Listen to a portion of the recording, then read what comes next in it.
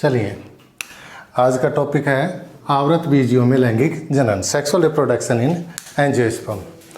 तो देखिए, आवृत बीजी जो पादप हैं वो सर्वाधिक डेवलप्ड प्लांट है, सबसे ज़्यादा विकसित पादप हैं और उनके पीछे इनकी जनन प्रणाली का विशेष योगदान रहा है, क्योंकि इनमें जो जनन होता है उसके लिए स्पेशल संरचना पाई जाती है जिसे कहते हैं फूल।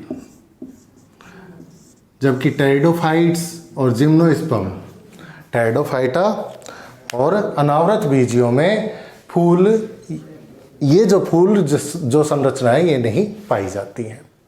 ठीक है, क्योंकि उनमें जनन के लिए जल की आवश्यकता होती है और आवृत बीजियों को जनन के लिए जल की आवश्यकता नहीं होती, इसलिए सर्वाधिक विकसित पादप है। अब जो फूल की बात करें, फ्लावर, फूल एक रूपांतरित प्ररोह है, मॉडिफाइड सूट।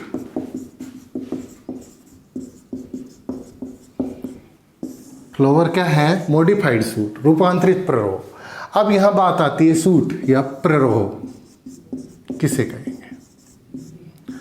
प्ररोह की बात करें तो देखिए, आवृत बीजियों में ये क्या है? सीड, बीज। बीज में एम्ब्रियो होता है, भ्रूण। भ्रूण में दो भाग होंगे, प्रांकुर और मूलांकुर।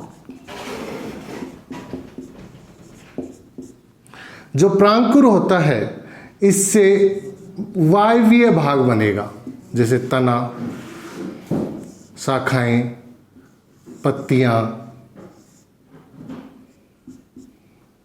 फूल और फल। ये जो वायवीय भाग है इसको कहते हैं प्ररोह। मूलांकुर से जो बनेगी मूल, जड़। तो मूलांकुर से क्या बनेगी? जड़ या मूल तंत्र। तो जो वायवीय भाग होता है पादप का उसको अपन कहते हैं प्ररोह। अब पुष्प को कहा गया है रूपांतरित प्ररोह या मॉडिफाइड सूट। तो मॉडिफाइड सूट क्यों कहते हैं इसको, चलिए देखते हैं। जो तना होता है या प्ररोह होता है उसमें पर्व और पर्वसंधियां होती हैं। क्या होती हैं? पर्व और पर्वसंधियां। पर्वसंधि या नोड, पर्व, इंटरनोड। फूल में भी, पुष्प में भी पर्व और पर्वसंधियां उपस्थित होती हैं, लेकिन वो क्या हो जाती हैं? कंडेंस। मान लो ये पर्वसंधियां हैं, इनको कंडेंस कर दिया जाए, सघन कर दिया जाए, और फिर ये जो पर्वसंधि है यहां पर निर्माण होता है बड का, कली का, बड का निर्माण होता है। और इस बड से क्या बनती हैं? पत्तियां, पत्ती या शाखाएं भी इस बड से, शाखाओं का निर्माण भी पर्वसंधि पर बड से ही होता है, पत्तियों का निर्माण भी बड से ही होता है। ओके, अगर इन पर्वसंधियों को सघन कर दिया जाए, कंडेंस कर दिया जाए, तो देखिए जैसे मान लो ये पर्वसंधि नंबर 1 है, ये 2 है, ये 3 है और ये 4, ये 4 पर्वसंधियां हैं। इनको कंडेंस कर दिया जाए तो ये बिल्कुल पास पास आ जाएगी इस तरीके से। तो देखो ये नंबर 1, 2, 3 और 4, और यहां से पत्तियां बन जाएं।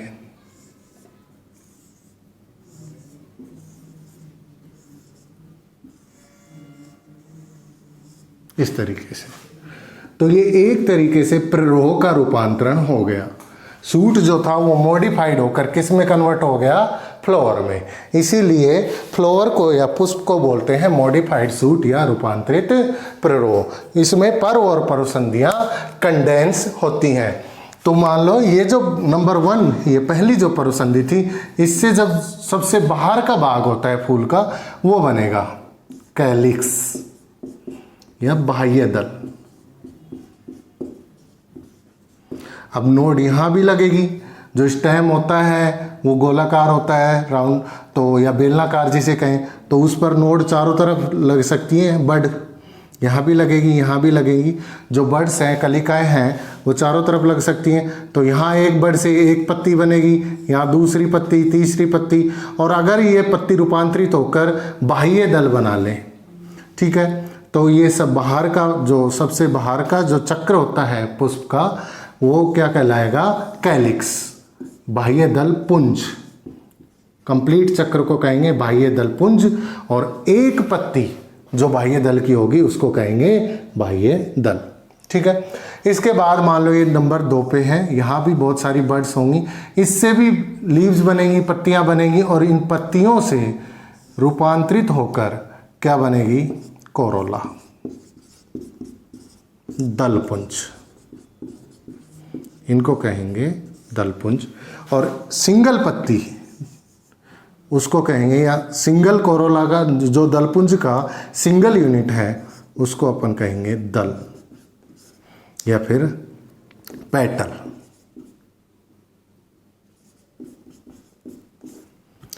यहां पर बाह्य दल कहेंगे सिंगल यूनिट को, या फिर कहेंगे सेपल। ओके, मान लो थर्ड वाली जो यूनिट है, इससे बन रहा है आपके एंड्रोसियम। जो तीसरा जो चक्र है पुष्प का, उसको क्या बोलते हैं? पुमंग, एंड्रोसियम। और इसकी सिंगल यूनिट को अपन बोलेंगे क्या? पुंकेसर, या इंग्लिश में कहें तो स्टामेन। और मान लो ये वाली जो पर्वसंधि है, इससे किसका निर्माण हो रहा है? जायांग का। ये क्या है? जायांग, गायनोसियम।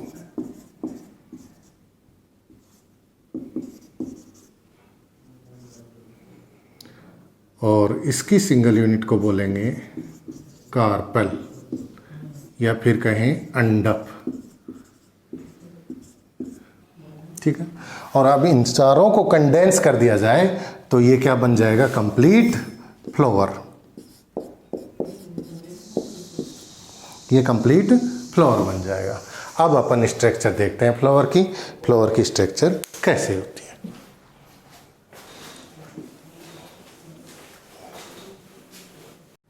चलिए, तो ये है फ्लावर का डायग्राम। तो ये हो गया पुष्पवृंत।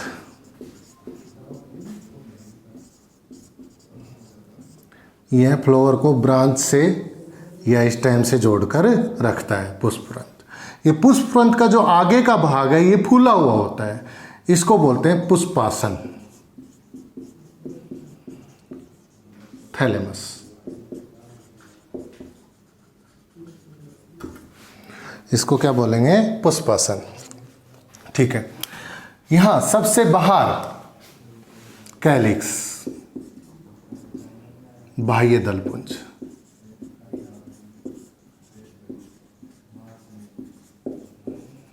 जो पुष्प होता है उसमें 4 चक्र होते हैं, कैलिक्स, कोरोला, एंड्रोसियम और गायनोसियम। तो जो सबसे बाह्य चक्र होता है, जो सबसे बाहर का फ्लोरल हॉल होता है, उसको बोलेंगे अपन कैलिक्स। इसकी सिंगल यूनिट को, यानी कि सिंगल पत्ती को, सिंगल यूनिट को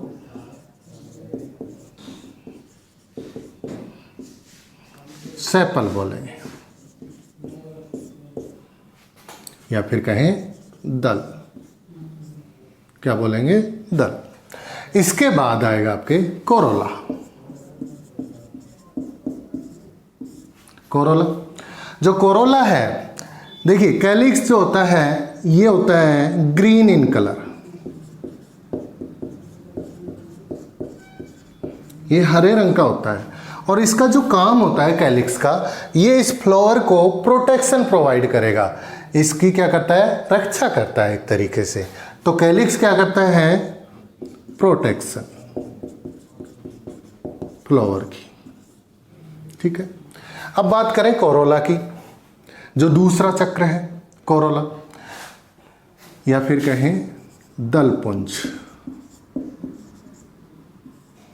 इसकी जो सिंगल यूनिट है यानी कि सिंगल जो पत्ती है उसको अपन बोलेंगे पेटल, ठीक है। या फिर कहें, सॉरी यहां मैंने गलत लिख दिया था, बाह्य दल। ये बाह्य दल होगा और ये होगा दल आपके, ठीक है। जो कोरोला है ये कलरफुल होता है, ब्राइटली इन कलर होता है, रंगीन होगा, जैसे लाल कलर का हुआ या पीले कलर का हुआ, तो ये क्या होगा, ब्राइटली इन कलर होगा।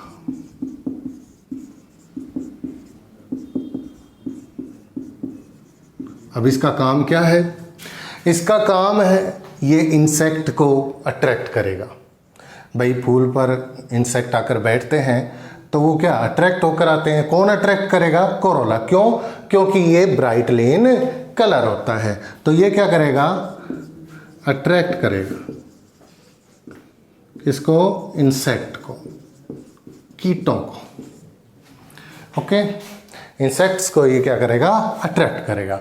और ये कैसे कलर का होता है, ब्राइटली कलर होता है। कैलिक्स कैसा होता है, ग्रीन इन कलर होता है। साथ ही कोरोला की सिंगल यूनिट को अपन क्या बोलते हैं, पेटल। उसके बाद जो तीसरा जो चक्र है फ्लोर का, ये है एंड्रोसियम।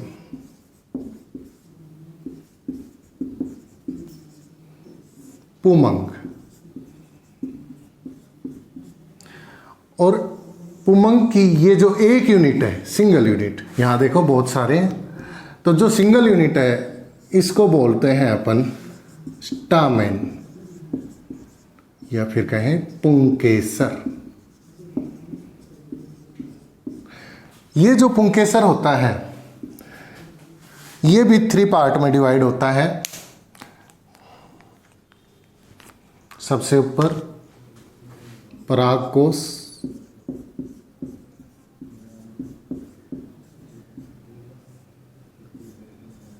एंथर जिसे कहेंगे, ठीक है। ये क्या है, पुन तंतु या फिर कहें फिलामेंट तंतु, जो पुंकेसर का तंतु है जो परागकोश से जुड़ा हुआ है। और जहां ये तंतु परागकोश से जुड़ता है उस वाले पार्ट को कहेंगे योजी, कनेक्टिव।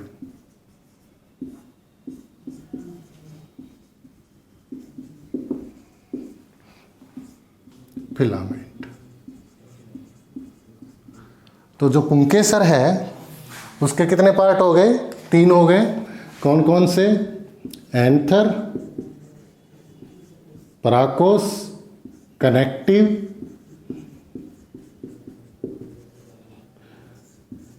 योजी, और तीसरा है फिलामेंट तंतु, ठीक। लास्ट और आखिरी जो चक्र है वो क्या कहलाएगा, जायांग। जायांग या फिर कहें गायनोसियम। जायांग, जो गायनोसियम है या जायांग है, इसकी जो सिंगल यूनिट है उसको क्या बोलते हैं, कार्पेल या फिर कहें पिस्टिल। हिंदी में इसको बोलते हैं अंडप। ओके, जो अंडप है ये भी 3 भाग का बना होता है, 3 पार्ट में डिवाइड होता है। सबसे ऊपर ये वाला पार्ट स्टिग्मा, स्टाइल, वर्तिकाग्र। स्टिग्मा को कहेंगे वर्तिकाग्र, स्टाइल को कहेंगे वर्तिका, और ये वाला जो पार्ट है, ये वाला पार्ट, इसको कहेंगे अंडाशय, ओवरी।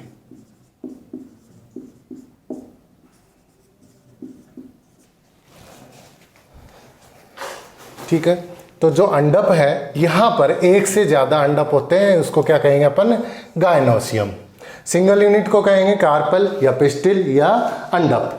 ओके, और जो अंडप है वो 3 पार्ट में डिवाइड है। कौन कौन सा हो गया? स्टिग्मा हो गया, वर्तिकाग्र, स्टाइल हो गया, वर्तिका हो गया, और ओवरी, अंडाशय। ये जो अंडाशय हैं इसमें एक संरचना और पाई जाती है जिसको बोलते हैं प्लासेंटा। ये जो प्लासेंटा या फिर बीजांडासन या बीजांडासन, और इस बीजांडासन से लगे होते हैं बीजांड।